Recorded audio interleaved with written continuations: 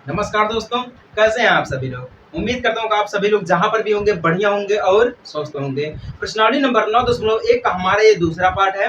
पहले पार्ट में हमने क्वेश्चन 1 से लेकर क्वेश्चन नंबर 7 तक समझा था, ठीक ना। उस वाले पार्ट में हमने आपको दो चीजें समझा थी, एक तो हमारा शॉर्ट ट्रिक था और दूसरा हमारा लॉन्ग ट्रिक था, ठीक ना। हम आपको ये भी समझाए थे कि हमारा शॉर्ट ट्रिक कब काम आता है और लॉन्ग ट्रिक हमारा कब काम आता है, ठीक ना। इस पार्ट में हम जानेंगे क्वेश्चन नंबर 8 से लेकर क्वेश्चन नंबर 16 तक, यानी कि इसमें हम टोटल 8 क्वेश्चन को समझेंगे। इसके बाद हमारे जो चैप्टर वो पूरी तरह से खत्म हो जाएगा, ठीक ना। उसके बाद हम अपना नया चैप्टर शुरू करेंगे। चलिए देखते हैं हमारा पहला क्वेश्चन, यानी कि क्वेश्चन नंबर 8 क्या दिया गया है। एक पेडस्टल के शिखर पर एक 1.6 मीटर ऊंची मूर्ति लगी, क्या लगी है? ऊंची मूर्ति लगी है।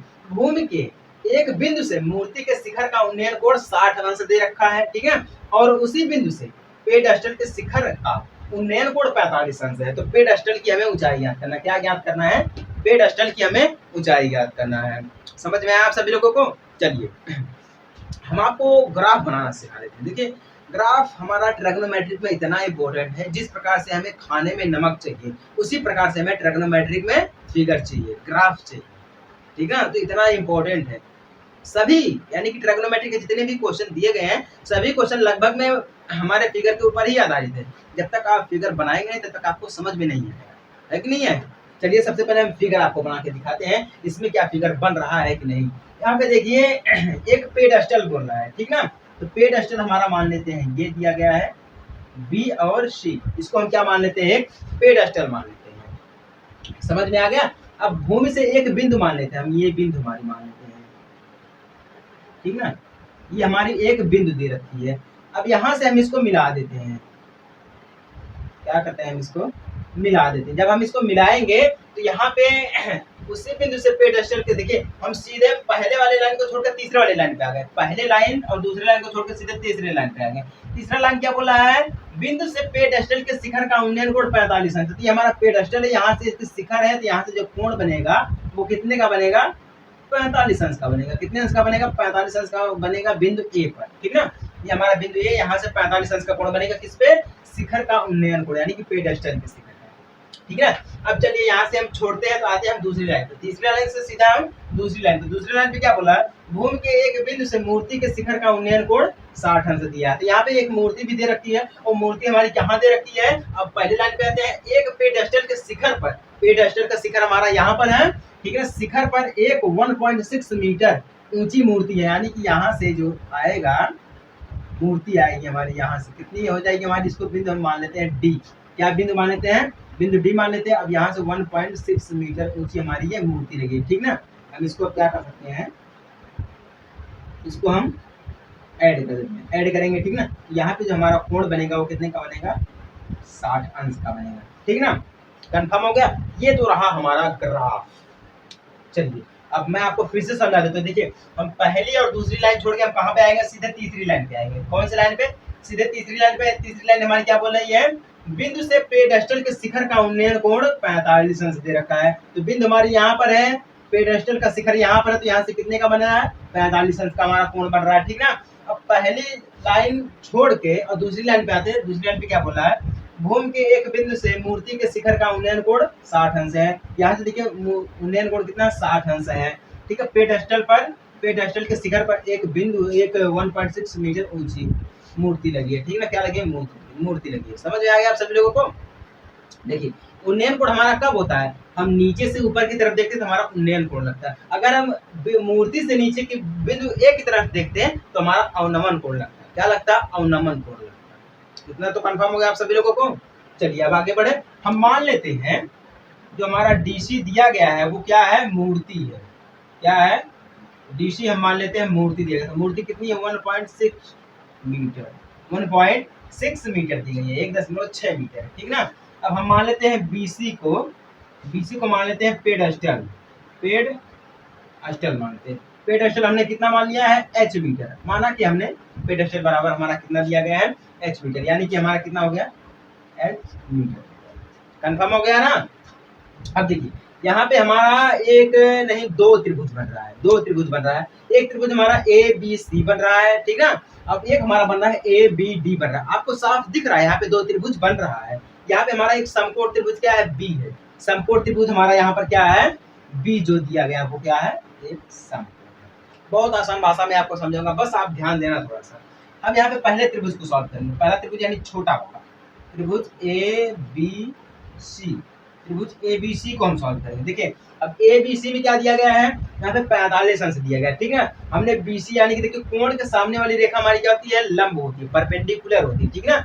अब यहाँ पे जो कोण दिया गया इसी के साथ वाली रेखा हमारी जो हमारी दी गई वो क्या है, बेस है। बेस यानी कि हमारा आधार हो जाएगा। अब एसी हमारा क्या हो जाएगा, कर्ण यानी कि हाइपोटेनस हो जाएगा।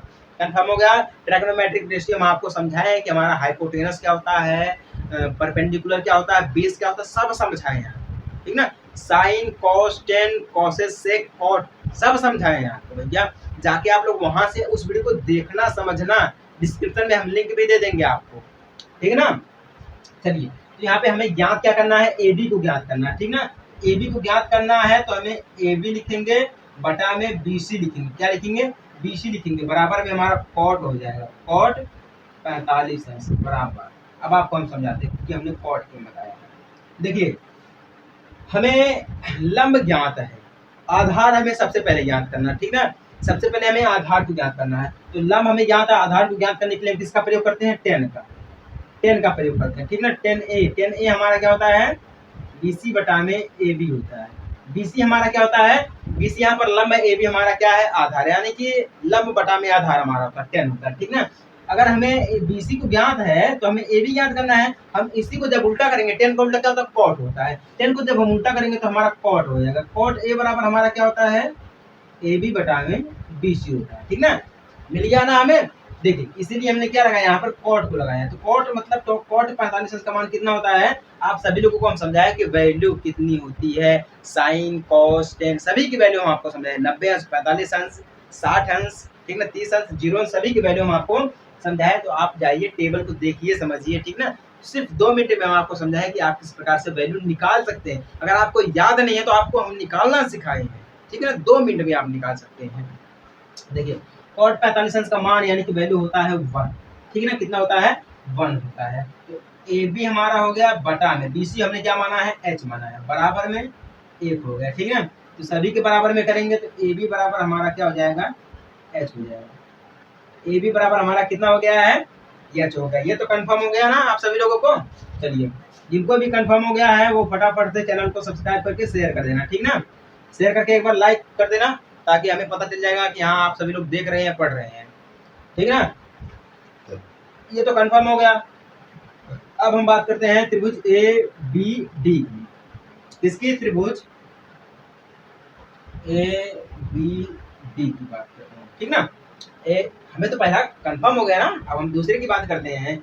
ए बी डी में हमें क्या रखेगा, यहाँ पे हम देखेंगे ए बी डी, हमें देखिए बी डी हमें प्राप्त है। बी डी का मतलब क्या हो जाता है, यहाँ पे देखिए हम इन दोनों को ऐड करेंगे, बीसी को और डीसी को ऐड करेंगे, ठीक है ना।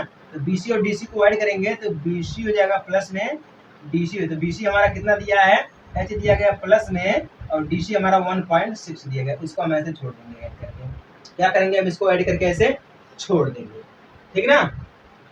तो हमारा यहाँ पर हो जाएगा बी डी बटा में ए बी, बी डी बटा में ए बी बराबर 10 60 अंश का हम यहाँ पे करेंगे 10 60 अंश का। 10 60 अंश की वैल्यू कितनी होती है, रूट में 3 होती है। कितनी होती है, रूट में 3 होती है 10 60 अंश की वैल्यू, ठीक ना। क्योंकि बी डी हमें है, अभी हम बी डी को नहीं लिखेंगे, ऐसे छोड़ देंगे।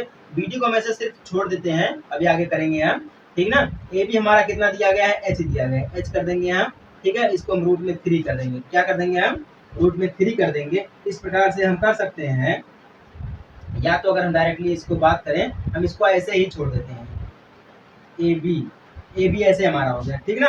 अब हम बात करते हैं बी डी बराबर हम क्या करेंगे, बी डी बराबर रूट में 3 गुणे एच, रूट में 3 गुणे एच हम कर सकते हैं, ठीक ना। या हम ए बी करेंगे तभी तो हमें मिलेगा रूट में 3 गुणे एच, तब भी मिल जाएगा, तब भी मिल जाएगा, ठीक ना।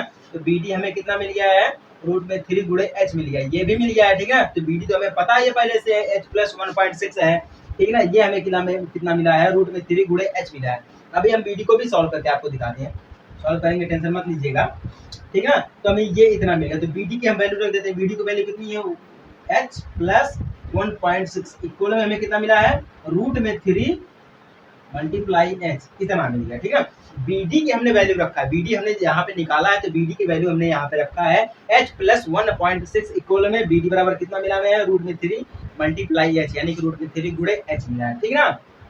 अब देखिए h यहाँ पर भी, h को हम इधर इस साइड में करेंगे तो हमारा क्या हो जाएगा, यहाँ पे देखिए h है, ठीक ना। इसको सीधे सीधे हम इस साइड में कर लेते हैं, सीधे सीधे हम इसको इस साइड में करेंगे तो हमें कितना मिल जाएगा, रूट में 3 माइनस का h प्लस तो माइनस हो जाएगा, ठीक ना।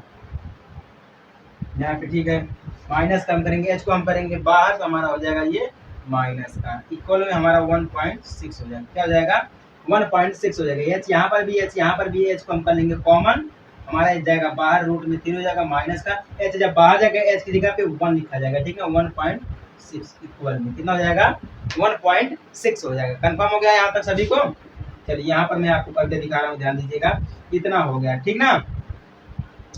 अब हम यहाँ पे बात ये कर सकते हैं कि h बराबर 1.6 बटा में रूट में 3 माइनस का 1, ये कर सकते हैं इसको, यहाँ तक हमारा हो जाएगा, कंफर्म है सभी को ना। चलिए अब आगे बढ़े हम।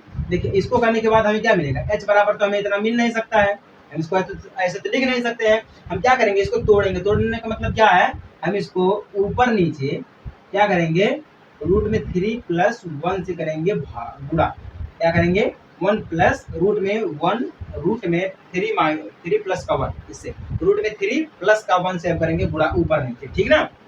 ऊपर नीचे गुणा करेंगे, रूट का 3 प्लस का 1 गुणे रूट का 3 प्लस का 1, ऊपर नीचे करेंगे गुणा, तो हमें क्या मिल जाएगा 1.6, रूट से कैंसिल होगा तो 3 माइनस का 1 मिल जाएगा, ठीक ना। तो गुणे में रूट में 3 प्लस का 1, इतना हमें मिल जाएगा, ठीक ना। अब देखिए 1.6 बटा में 2 में से 1 जाएगा, सॉरी 3 में से 1 जाएगा, 2 बचेगा, गुणे रूट 3 प्लस का 1 बचेगा हमारे पास, ठीक ना।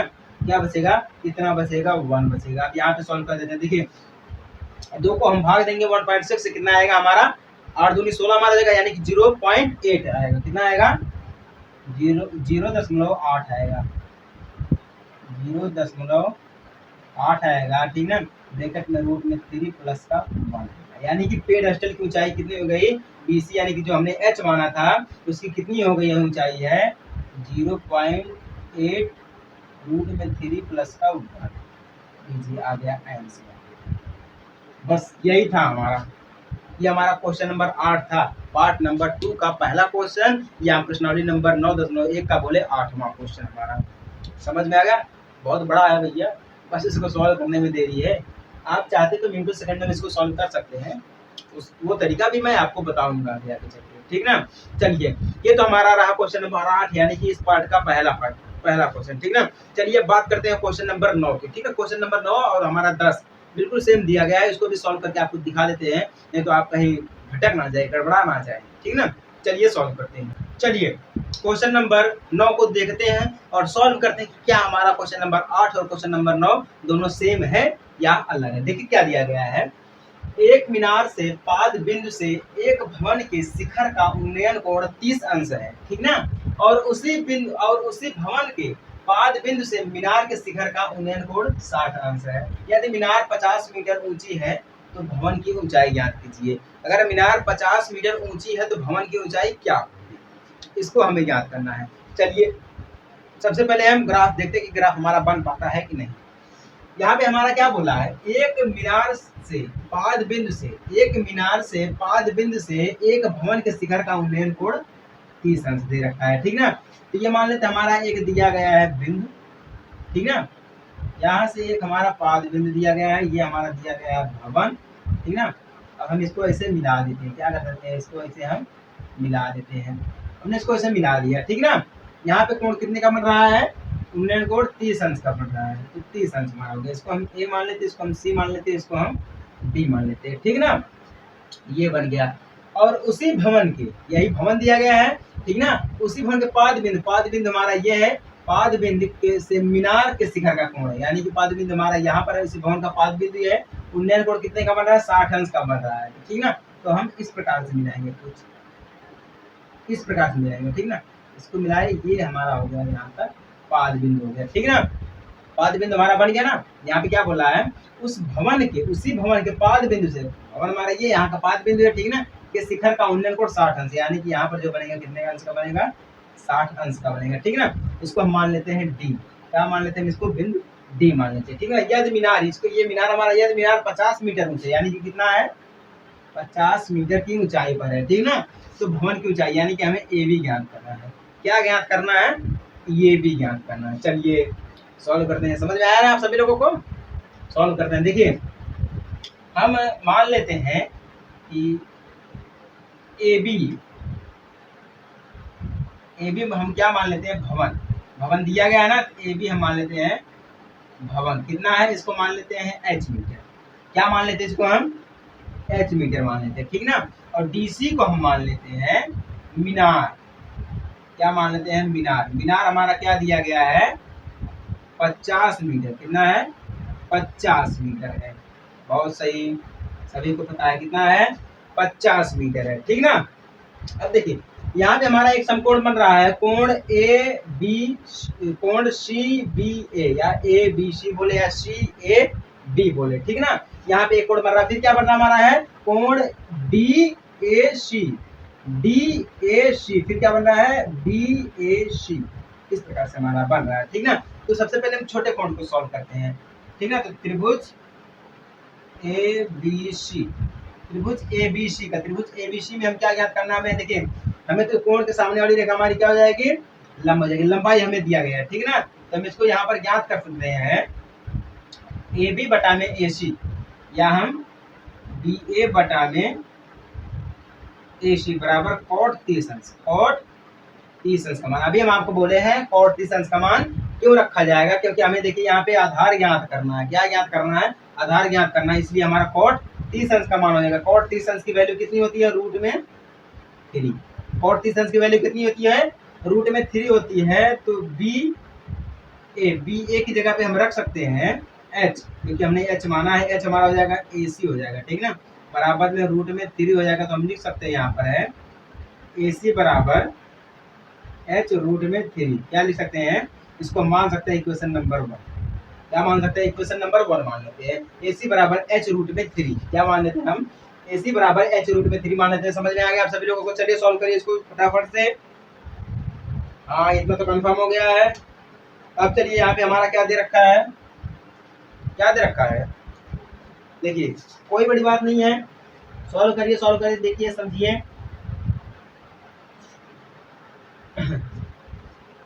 यहाँ तक क्लियर है, आगे बढ़े हम। देखिए अब हमें ये ज्ञात करना है कि त्रिभुज बी डी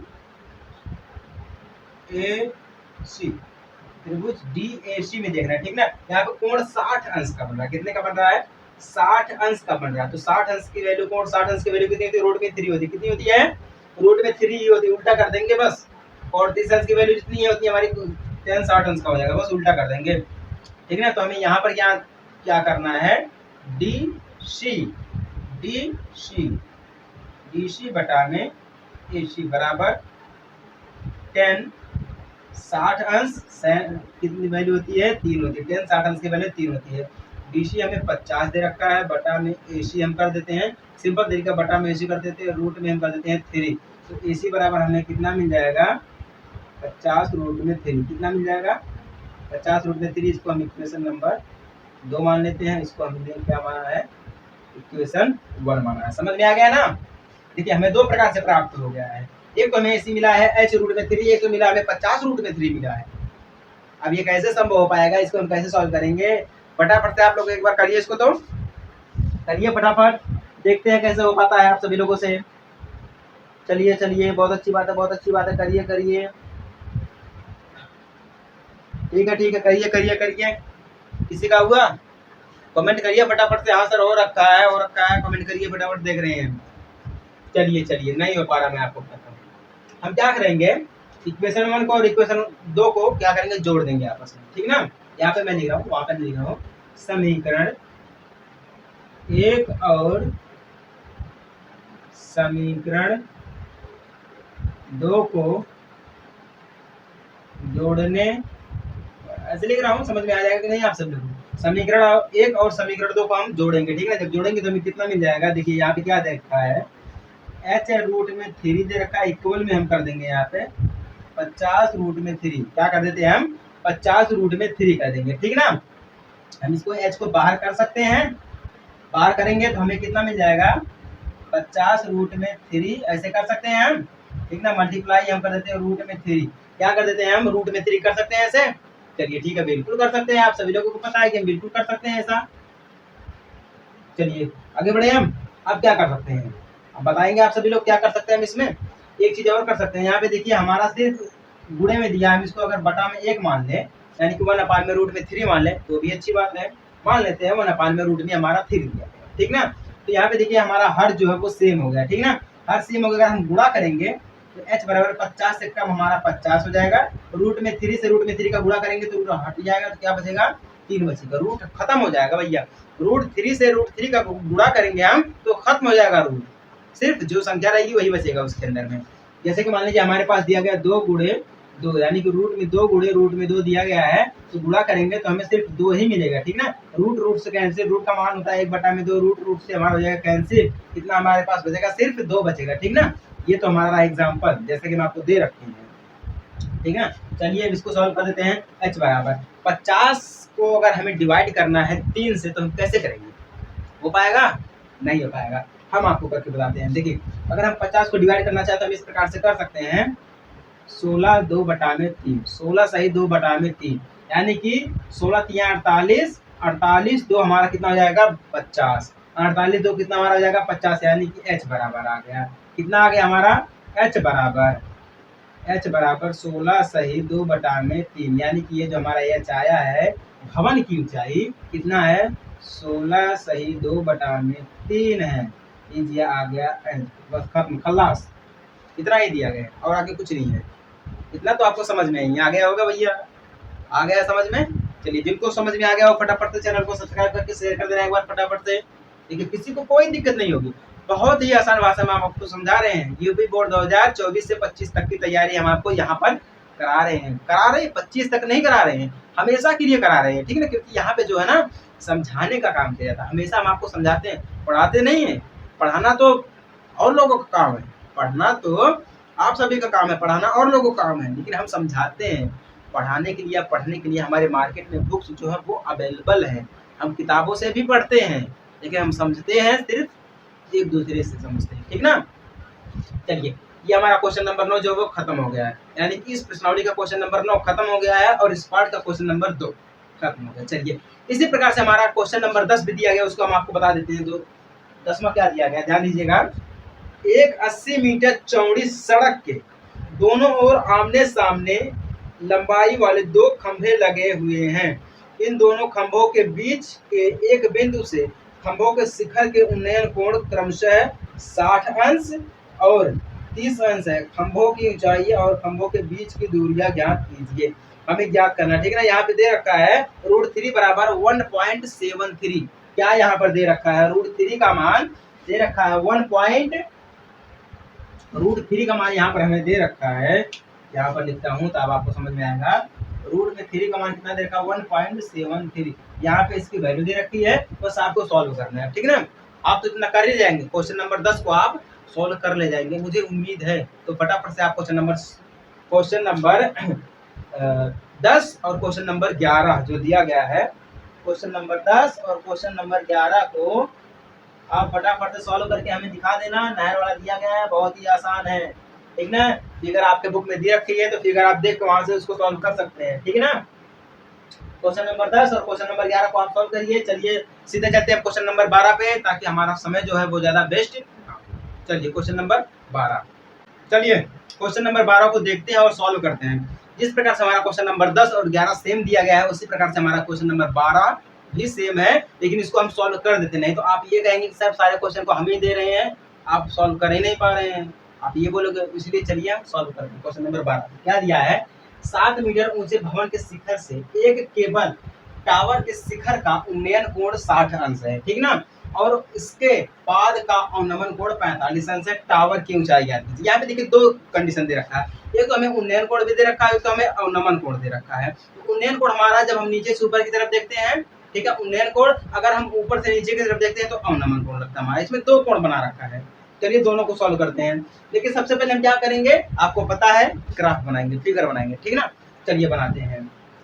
ये देखिए हमारे पास 7 मीटर ऊंचे भवन, यानी कि मान लीजिए हमारे पास क्या दिया गया है, भवन दिया गया है, बिंदु, ठीक ना, कितना है, 7 मीटर है, ठीक ना। इसको हम मान लेते हैं बिंदु सी। क्या मान लेते हैं हम इसको, बिंदु सी मान लेते हैं, ठीक ना। चलिए अब क्या बोल रहा है, केबल टावर, केबल टावर बोल रहा है, ठीक ना। यहाँ पर एक टावर भी हमारा लगेगा, इसके ऊपर हम मान लेते हैं एक टावर हमारा लगेगा, ठीक ना। जिसे हम बोलते हैं डी, बिंदु डी से प्रदर्शित करते हैं, ठीक ना। अब क्या बोल रहा है, 60 अंश का कोण बन रहा है, ठीक ना, 60 अंश का कोण बन रहा है। तो यहाँ पर भी एक हमारा बिंदु रहेगा, यहाँ पर भी हमारा एक बिंदु रहेगा, ठीक ना। अभी तो हमारा एक त्रिभुज बनेगा, ऐसे हम कर देते हैं इसको। कितना बोला है, इसके बाद यानी कि यहाँ तो एक हमारा त्रिभुज बनेगा, ठीक ना। एक तो हमारा यहाँ से त्रिभुज बनेगा, एक हमारा ये बन गया, क्या है, त्रिभुज बन गया, ठीक है, किसका, 60 अंश का, ठीक है, 60 अंश का उन्नयन कोण का हमारा त्रिभुज बन गया, 60 अंश का। ये हमारा हो गया ए बी, ठीक ना। इसको हम बी मान लेते हैं, ठीक ना। ये हमारा इस पे काट रहा है, इसको हम ई मान लेते हैं, ए बी सी डी ई मान लेते हैं, इस प्रकार से, ठीक ना। यहाँ पे देखिए एक तो हमारा बन गया, क्या है, उन्नयन कोण बन गया है हमारा, क्या बन गया है, उन्नयन कोण बन गया, कितने अंश का, 60 अंश का। अब इसके पाद बिंदु हमारा ये दे रखा है, ठीक ना। पाद बिंदु का अवनमन कोण 45 अंश है। यहाँ से इसको हम ये से करेंगे, या तो हम इसको ये पाद बिंदु माने, ये पाद बिंदु माने। अभी मैं समझाता हूँ, देखिए अगर ये हमारा पाद बिंदु, मान लीजिए ये हमारा पाद बिंदु दे रखा है, कितने का, 45 अंश का, 45 अंश का हमारा ये पाद बिंदु दे रखा है, ठीक ना। अगर ये 45 अंश का है तो ये भी तो हमारा 45 अंश का होगा, क्योंकि दो बार में ये हमारा विकर्ण दे रखा है, ये हमारा आयत का विकर्ण दे रखा है, क्या दे रखा है, विकर्ण दे रखा है। अगर ये हमारा आधा तो ये भी हमारा आधा होगा, आधा आधा मिलकर दो एक यानी कि पूरा बनता है, ठीक ना। अगर ये 45 अंश का तो ये भी हमारा कितने का होगा, 45 अंश का होगा। यहाँ तक क्लियर हो गया आप सभी लोगों को। चलिए अब क्या बोला है, 7 मीटर ऊंची भवन, यानी कि हमारी जो सी ई दे रखी है कितनी है, 7 मीटर है, ठीक ना। कंफर्म हो गया आप सभी लोगों को। चलिए इसको एक बार लगाइए कि दिखाइए तो हम मानते हैं। अब हम इसको मान लेते हैं ए बी डी, इसको हम मान लेते हैं क्या हमारा दिया गया है, एच दिया गया है, ठीक ना, एच मान लेते हैं हम इसको, एच मीटर। चलिए अब हम देखते हैं डी ई को हम क्या मान लेते हैं, केबल टावर, सॉरी, ठीक है। इसको हम क्या मान लेते हैं, इसके पाद बिंदु का, यहाँ पे देखिए पाद बिंदु दे रखा है। चलिए यहाँ पे एक बार इसको सॉल्व करिए, प्लीज प्लीज प्लीज दोस्तों, सॉल्व करिए, दिखाइए, देखिए, ठीक है, पूरा कंफर्म है सभी लोगों को। ये जो हमारा दे रखा है डीसी, डीसी दे रखा पूरा केबल टावर है, केबल टावर डीसी, कितना दे रखा है, डीसी दे रखा है। और सीई जो दे रखा हमारा भवन है, क्या है, इसको हम माने हैं क्या, एच मीटर। अब हमारा जो दिया सीई दे रखा है, ये हमारा क्या है, भवन है, भवन है, हमने ये कितना दिया है, 7 मीटर दे रखा है, ठीक है। तो त्रिभुज डी ए ई, क्या, डी ए ई, यहाँ पे देखिए 60 अंश का कोण बना रहा है, कितने का बना रहा है, 60 अंश का कोण बना रहा है, ठीक ना। तो हमें एच, हमने लंबाई को ज्ञात किया, हमें ऊंचाई को ज्ञात करना है, ठीक ना। अगर हम यहाँ से मान लेते हैं बीसी हमारा x मीटर है, अगर हम इसको मान लेते क्या है, बीसी जो हमारा x मीटर दिया गया है, ठीक ना। तो बीसी अगर हमारा x मीटर दिया गया है, अगर बीसी बराबर में है तो ए ई भी हमारा बराबर होगा, ठीक ना। अगर बीसी हमारा बराबर है तो ए ई बराबर होगा, तो ये भी हमारा कितने का हो जाएगा, x मीटर का हो जाएगा, कितने का हो जाएगा, x मीटर का हो जाएगा। तो इस प्रकार से हम देखेंगे डी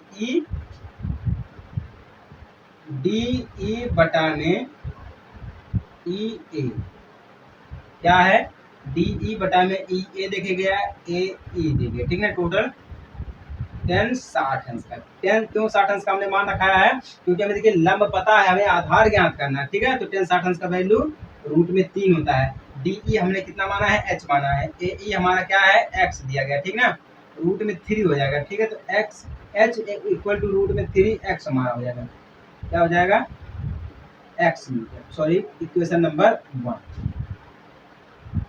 क्या है, इक्वेशन नंबर 1 दिया गया, h बराबर रूट में 3x। कंफर्म हो गया आप सभी लोगों को इतना। देखिए हमने पहले सिर्फ डी ए ई को ज्ञात किया, ठीक है ना, उन्नयन कोण को ज्ञात किया, अवनमन कोण को भी हम ज्ञात करेंगे। अवनमन कोण हमारा उल्टा लगता है, चलिए उसको भी ज्ञात कर लेते हैं। अब देखिए हम कोण ए बी सी को देखेंगे, क्या देखेंगे, ए त्रिभुज ए बी सी, त्रिभुज ए बी सी में हम देखेंगे, ए बी सी में हम क्या देखते हैं, चलिए एक बार आप बताइए कि ए बी सी में हमारा क्या लगेगा, ए बी सी में हमारा क्या लगेगा, एक बार आप देख के बताइए तो हम सब कुछ समझा दिए आपको। ए बी सी यानी कि ए बी बटा में बी सी क्या है, 45 अंश। ए बी सी बटा में बी सी क्या है, ए बी बटा में बी सी इक्वल 10 45 अंश इक्वल 1। ए बी हमारा क्या दे रखा है पता नहीं है, ए बी को हम ऐसे मान सकते हैं, ए बी को ऐसे मान सकते हैं, लेकिन अगर यहाँ पे ध्यान देंगे, अगर ए बी हमारा कुछ नहीं दिया गया है तो ए हमारा 7 मीटर दिया गया था, ठीक ना। ए सी हमारा बराबर में है, ए बी हमारा बराबर में है, ठीक ना। ए बी और ए सी हमारा बराबर में दे रखा है, तो इस हिसाब से हम मान सकते हैं ए बी को 7, बी सी हमारा x दिया गया है, ठीक है ना। इक्वल में 10 45 अंश का मान 1 होता है, ठीक है। तो टोटल कितना हो जाएगा, 7x हो जाएगा, कितना हो जाएगा, 7x हो जाएगा, या हम जिसे x इक्वल 7 बोलते हैं, x बराबर 7, इसको हम इक्वेशन नंबर 2 मान लेते हैं। कंफर्म हो गया, x बराबर हमारा 7 हो गया है। अब ध्यान दीजिएगा, अब हम इक्वेशन 1 और इक्वेशन 2 को जोड़ देते हैं, जोड़ते हैं, क्या करते हैं, चलिए जोड़ते हैं, जोड़ के दिखाइए आप सभी लोग, जोड़िए फटाफट, जोड़िए देखते हैं क्या होता है, जोड़िए आप सभी लोग, देखते हैं क्या होता है। ठीक है, जोड़िए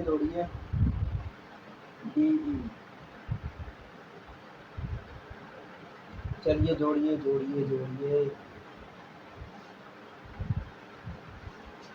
अब यहाँ पे देखिए, ध्यान दीजिएगा, यहाँ पर अगर हम बात करें x की, यहाँ पे देखिए हमें क्या जोड़ना है, h जोड़ना है, इक्वल कर देते हैं हम यहाँ पर रूट में 3। x की वैल्यू कितनी दे रखी है, डायरेक्ट जोड़ते हैं, x की वैल्यू दे रखी है 7, कितनी दे रखी है, 7 दे रखी है, ठीक ना।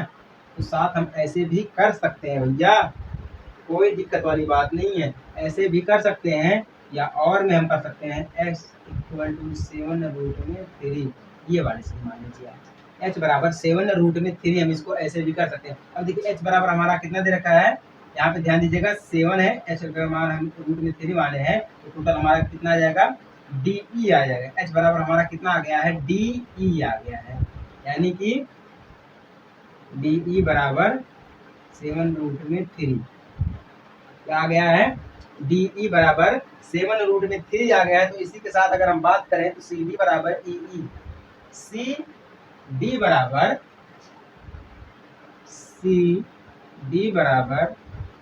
डी ई प्लस ई, इतना आ जाता है, कितना आ जाता है, इतना आ जाता है। तो इस हिसाब से अगर हम बात करें तो 7 प्लस में रूट में 3, 7 प्लस में रूट में 3 आ जाएगा, ठीक है ना। 7 प्लस में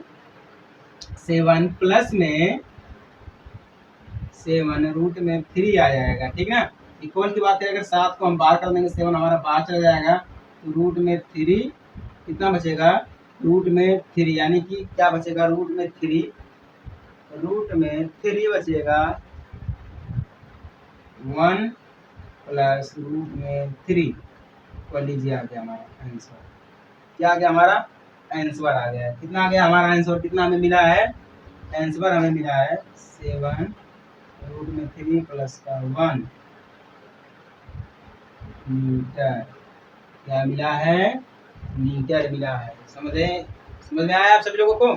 चलिए आपको करके दिखाएं, आपको एक बार फिर से ऐसा देखिए, डीसी को हमने केवल टावर मान लिया है, ठीक ना, एच मीटर, सीई को हमने क्या मान लिया, भवन मान लिया। भवन हमारा कितना दिया गया है, 7 मीटर दिया गया, ठीक है।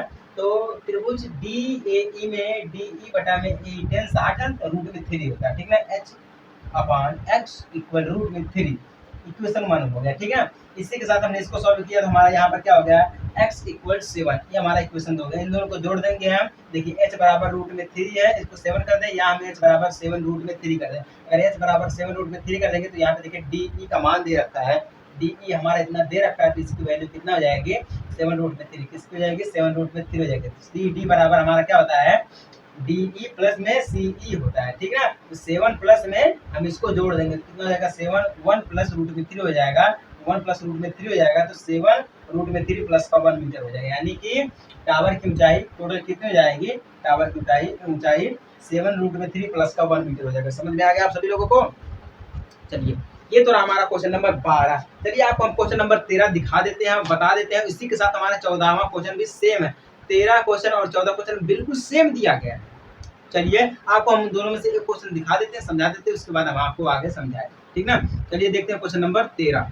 चलिए क्वेश्चन नंबर 13 को सॉल्व करते हैं, देखते हैं क्या दिया गया है। क्वेश्चन बड़ा है कि छोटा है? दिया है समुद्र तल से 75 मीटर ऊंची लाइट हाउस के शिखर से देखने पर दो समुद्री जहाजों के अवनमन कोण 30 अंश और 45 अंश है, ठीक ना। यदि लाइट हाउस के एक ही ओर एक जहाज दूसरे जहाज के ठीक पीछे हो तो दो जहाजों के बीच की दूरी निकालनी है, ठीक ना।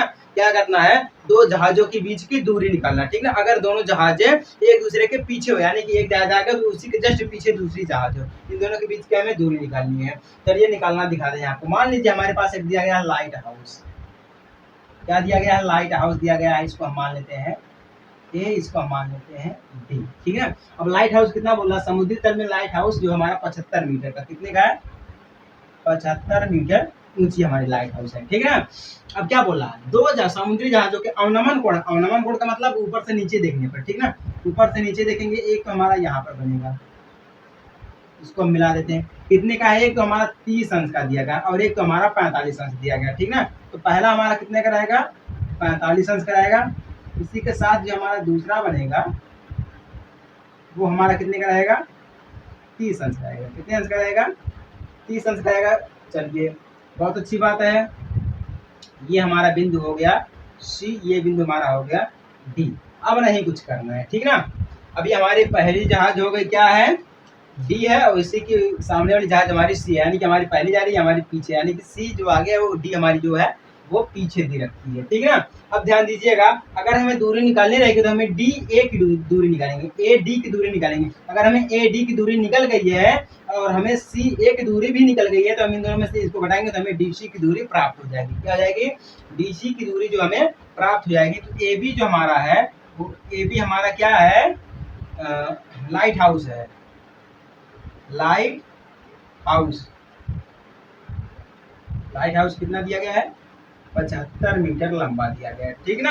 अब देखिए यहाँ पे हमारा दो त्रिभुज बन रहा है, A B C A B D बन रहा है, ठीक ना। तो हम पहले को देखेंगे, तो त्रिभुज ए बी सी को देखेंगे तो हमें ज्ञात क्या है, ए बी ज्ञात है, हमें सिर्फ ज्ञात क्या करना है, सी ए को ज्ञात करना है। किसको, सी ए, या हम बोले ए सी को ज्ञात करना है।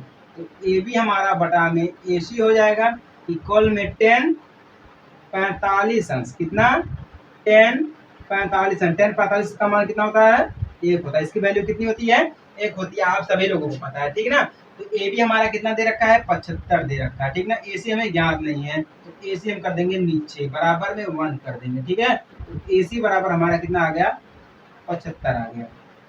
ए सी बराबर कितना आ गया, 75 आ गया। इसको हम इक्वेशन नंबर फर्स्ट मान लेते हैं। क्या मान लेते हैं, इसको इक्वेशन नंबर फर्स्ट मान लेते हैं। यहाँ तक किसी को कोई दिक्कत नहीं है, क्लियर हो गया ना, ये तो हमें पता चल गया है। चलिए अब ध्यान दीजिएगा, अगर हम यहाँ से देखते हैं ना, तो यहाँ से अगर हम देखेंगे तो एक जो हमारा कोण बनेगा वो 30 अंश का बनेगा और ये जो हमारा दूसरा बनेगा वो कितने का बनेगा, 45 अंश का बनेगा, ठीक ना। क्योंकि इसीलिए हमने 45 को पहले लिखा और 30 को बाद में लिखा है, इसीलिए लिखा है, ठीक है। अब त्रिभुज की हम बात करें, त्रिभुज ए बी और डी की, त्रिभुज ए बी डी की बात करें तो ए बी डी में भी वही चीज दिया गया है। तो ए बी बटा में क्या हो जाएगा हमारा, ए डी, ए बी में बटा में ए डी हो जाएगा 10 30 अंश, 10 30 अंश। 10 30 अंश की वैल्यू कितनी होती है, 1/√3 कितनी होती है, 1/√3 होती है। ए बी हमारा कितना है, 75 अंश दिया गया है, ठीक ना।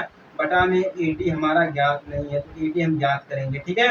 इक्वल में 1/√3 हो जाएगा, 1/√3 हो जाएगा। टोटल की बात करें तो ए डी हमारा हो जाएगा बराबर 75√3। लीजिए आ गया हमें ए डी भी, ए डी भी हमें मिल गया। ए डी हमारा कितना दिया गया, 75√3 दिया गया है और ए सी हमें कितना मिल गया है, 75 मिल गया है। अब नहीं कुछ करना है, अभी इसको हम मान लेते हैं इक्वेशन नंबर 2। अब इक्वेशन नंबर 1 से इक्वेशन नंबर 2 को घटा देंगे, यानी समीकरण 1 से समीकरण नंबर 2 में हम क्या कर देंगे, आपस में ऐड कर देंगे, या तो हम ये कर सकते हैं इन दोनों बीच की जहाज़ों की जो दूरी होगी हमें उसको निकालना है, ठीक है ना। तो जहाज़ की दूरी निकालने के लिए हम क्या कर सकते हैं, डीसी बराबर में हम कर सकते हैं एसी, ठीक है ना, एसी माइनस एडी, ये कर सकते हैं। अगर हम एसी बराबर एडी माइनस में डीसी, ये भी कर सकते हैं, ठीक ना। दोनों में से एक चीज को हम कर सकते हैं, कोई दिक्कत वाली बात नहीं है। अगर हम इसी को कर देते हैं तो अच्छी बात है, ठीक ना। तो एसी हमें कितना मिला है, 75 मिला है, 75 हमें मिल जाएगा, ठीक ना। माइनस का एडी का पूरा हमें कितना मिला गया है, 75 रूट में 3 मिला है, ठीक है। कितना मिला है, 75 रूट में 3 मिला है। तो 75 को हम कॉमन कर लेंगे, 75 हमारा कॉमन आ जाएगा। हमारे पास क्या बचेगा, रूट में 3 माइनस का 1। 75 को हमने कॉमन किया है तो 75 की जगह पे 1 मिलेगा, तो हमें कितना मिल जाएगा, 75 रूट में 3 कितना मिल जाएगा, 75 रूट में 3 माइनस का 1 मीटर। यानी कि इन दोनों जहाजों के बीच की दूरी कितनी हो जाएगी, यानी कि डीसी के बीच की दूरी कितनी हो जाएगी, 75 रूट में 3 माइनस का 1।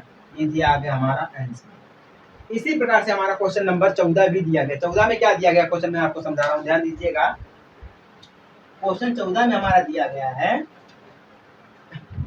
1.2 मीटर, यानी कि 1.2 मीटर लंबी एक लड़की से 88.2 मीटर ऊंची एक क्षैतिज रेखा में हवा में उड़ रहे गुब्बारे को देखती है। किसी भी क्षण उसकी आंखों, ठीक है, उसकी आंख से गुब्बारे का उन्नयन कोण 60 अंश है। कुछ समय बाद उन्नयन कोण घटकर 30 अंश हो जाता है। इस अंतराल के दौरान गुब्बारे द्वारा तय की गई दूरी ज्ञात कीजिए। बिल्कुल सेम है, बिल्कुल सेम इसी प्रकार से दिया गया है, ठीक है। अब इसमें क्या करना है, इसमें उन्नयन कोण दे दिया गया। क्या दे दिया गया है, उन्नयन कोण दे दिया गया। हमने ऊपर से नीचे की तरफ देखा था, अब हम क्या करेंगे, नीचे से ऊपर की तरफ देखेंगे, ठीक है ना। तो एक कोण अगर मान लीजिए हमारे पास यहाँ पे एक गुब्बारा यहाँ पर उड़ रहा है, तो यहाँ से ये देख रही है, ठीक ना, इसकी दूरी हो जाएगी। अब उड़कर हमारा यहाँ पर चला जाता है तो हम यहाँ से इसको ऐसे देखेंगे, तो ये हमारा बन जाएगा, एक त्रिभुज हमारा ये बन जाएगा, एक त्रिभुज हमारा ये बन जाएगा। समझ में आ गया ना। तो इस प्रकार से हमारा कुछ लगेगा, ठीक ना। क्वेश्चन नंबर 14, उम्मीद करता हूँ कि क्वेश्चन नंबर 14 जो है आपको समझ में आ गया होगा और इसको आप सॉल्व कर ले जाएंगे। चलिए देखते हैं क्वेश्चन नंबर 15 को देखते हैं और 16, यानी कि 2 क्वेश्चन हमारा लास्ट का बचा है। इसी के बाद जो हमारा चैप्टर हो जाएगा वो खत्म। चलिए दोस्तों, आ जाते हैं हम सीधे क्वेश्चन नंबर 16, यानी कि इस प्रश्नावली का सबसे आखिरी क्वेश्चन पे आ जाते हैं, ठीक ना। क्योंकि हमारा 14वां क्वेश्चन और 15वां क्वेश्चन बिल्कुल सेम दिया गया है, ज्यादा उसमें कुछ करने की जरूरत नहीं है, बस आप ग्राफ बना लेंगे, बस समझ गए, बस इतना ही करना है, ठीक ना। 14 और 15वां क्वेश्चन बिल्कुल सेम दिया गया है। चलिए अब 16 क्वेश्चन यानी कि लास्ट वाला क्वेश्चन को देखते हैं क्या दिया गया। दिया है मीनार के आधार से और सरल रेखा में 4 मीटर और 9 मीटर की दूरी पर दो बिंदुओं से मीनार के शिखर के उन्नयन कोण पूरक कोण है, ठीक है। सिद्ध कीजिए कि मीनार की ऊंचाई 6 मीटर है। यहाँ पे क्या बोला, उन्नयन कोण और पूरक कोण है। उन्नयन कोण जो दे रखा है वो क्या दे रखा है, पूरक कोण दे रखा है। चलिए इसको सॉल्व करते हैं, बहुत ही जरूरी है, ठीक ना। देखिए मान लेते हैं हमारे पास दिया गया है एक मीनार जो है, क्या दिया गया है, सी इसको मान लेते हैं, इसको हम बीसी जो हमारा क्या दे रखा है वो आधार मीनार के आधार को व्यक्त करता है, ठीक ना। अब मीनार के आधार को व्यक्त करता है, यहाँ पे देखिए हमारा एक बन रहा है कोण यहाँ पर और एक कोण हमारा बन रहा है यहाँ पर, क्योंकि यहाँ पे दे रखा है ना 4 मीटर और 9 मीटर। इसको मान लेते हैं बिंदु ए, यहाँ पे कोण हम मान लेते हैं थीटा। इसको मान लेते हैं बिंदु डी, यहाँ पे हम कोण मान लेते हैं 90 अंश माइनस थीटा, ठीक है, क्योंकि पूरा कोण की बात हो रही है, तो हमारा ये पूरा कोण हो जाएगा। ये तो 4 मीटर दे रखा है, यहाँ से यहाँ तक कितना हो जाएगा हमारा 4 मीटर। अब यहाँ से यहाँ तक पूरा एसी कितना हो जाएगा, 9 मीटर हो जाएगा, ठीक ना। चलिए हम इसको क्या मान लेते हैं, एच मान लेते हैं, ठीक ना। इसको हम मान लेते हैं एच मीटर, बहुत सही है। चलिए सभी को पता चल गया है, कंफर्म हो गया यहाँ तक। देखिए ग्राफ बन गया और इसमें कुछ नहीं दिया गया है, 2 दिया गया है, एसी हमारा 9 मीटर दिया गया है और डीसी हमारा 4 मीटर दिया गया, ठीक ना। एसी को बीसी को हमने क्या मान लिया है, एच मान लिया, ठीक है। पूरा कोण है क्योंकि हमारा कोण यहाँ पे लगेगा 90 अंश माइनस का थीटा, 90 अंश माइनस का थीटा, ये तो हमारा बनेगा थीटा।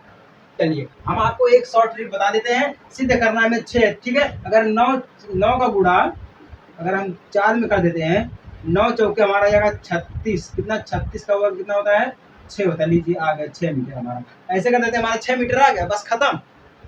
अगर हम ऐसे बात करें, अगर आपको ऑब्जेक्टिव में देखने को मिल जाए आप, तो 9 का गुणा 4 में कर देना, बस 9 चौके हमारा 36 आ जाएगा, 36 का वर्ग कर देंगे हमारा कितना मिल जाएगा 6 मिल जाएगा। 36 का वर्ग करेंगे हमें 6 मिल जाएगा। बस लीजिए, सिंपल, बहुत ही सिंपल, खत्म। नहीं, ये तो एक शॉर्ट ट्रिक था हमारा, खत्म हो गया। चलिए अब लॉन्ग ट्रिक की बात करते हैं। यहाँ पे देखिए हमारा दिया गया एक कोण है ABC, कोण ABC हमारा दिया गया, ठीक है। ABC में हम देखेंगे, ABC की बात करें तो AB बटा में हमारा क्या हो जाएगा, BC हो जाएगा। क्या हो जाएगा, BC बटा में AC, क्या, BC बटा में AC बराबर tan थीटा कर देते हैं। क्या, tan थीटा कर देते हैं, ठीक ना। BC हमारा कितना है, H दिया गया है, और AC हमें कितना दिया गया है, 9 दिया गया है।